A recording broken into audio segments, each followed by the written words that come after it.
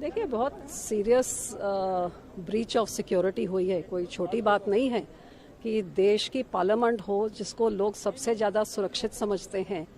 अब जे उस पार्लियामेंट में बेरोजगार बच्चे ऐसी हरकत कर लें तो फिर सिक्योरिटी कहाँ पे है?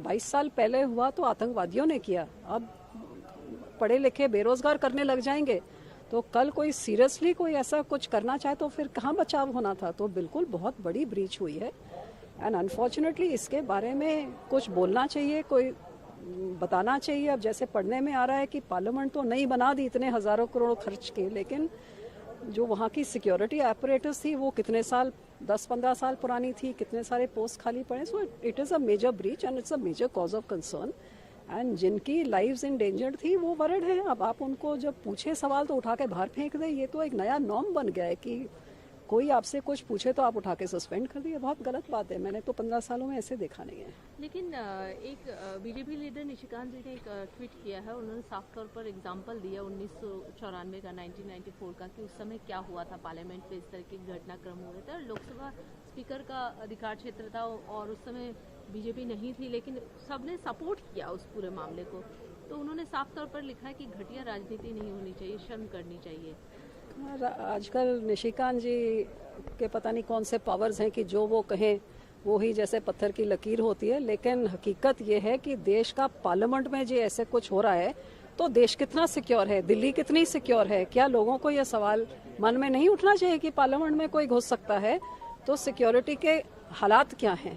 तो ये पूछना बिल्कुल जायज़ है, वाजिब है, पूछना भी चाहिए। और इसको कवर अप, हम तो यही शुक्र कर रही हूँ कि शुक्र है उसमें से कोई माइनॉरिटी कम्युनिटी का नहीं था, नहीं तो क्या मुद्दा बन जाता। आज भी मुझे इस चीज़ का ये है कि जे उसमें कोई सरदार होता या कोई मुस्लिम होता तो पता नहीं इसको क्या रंग दिया जाता।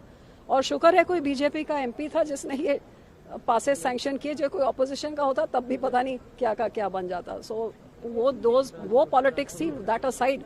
लेकिन हाँ, सिक्योरिटी की ब्रीच हुई है और that is a case of major concern कि इतनी सुरक्षित जगह में जो ऐसा कुछ हुआ तो फिर सोचना तो पड़ेगा कि लोग के मन में ज़रूर सवाल पूछ रहे हैं कि भाई हमारा क्या फिर।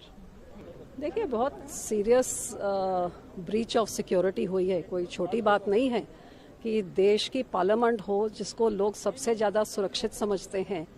अब जे उस पार्लियामेंट में बेरोजगार बच्चे ऐसी हरकत कर लें तो फिर सिक्योरिटी कहाँ पे है?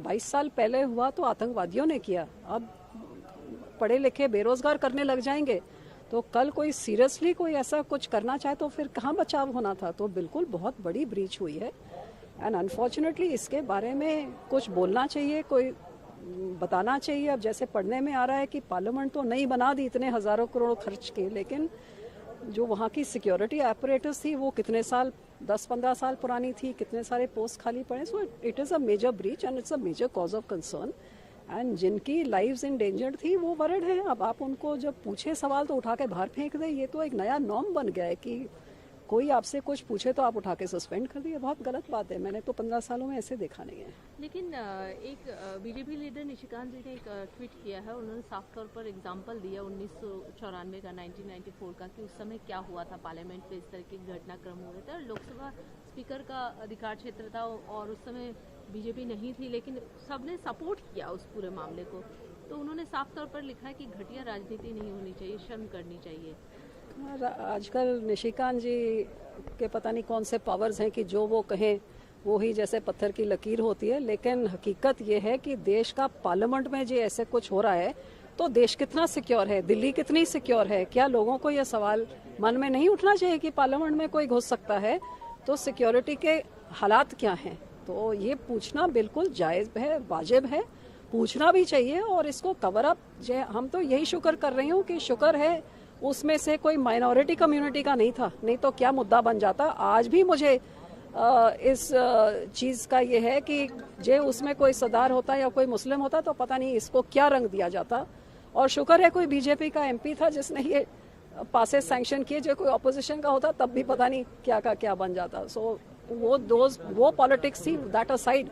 लेकिन हाँ, सिक्योरिटी की ब्रीच हुई है और that is a case of major concern कि इतनी सुरक्षित जगह में जो ऐसा कुछ हुआ तो तो फिर सोचना तो पड़ेगा कि लोग के मन में जरूर सवाल पूछ रहे हैं कि भाई हमारा क्या फिर।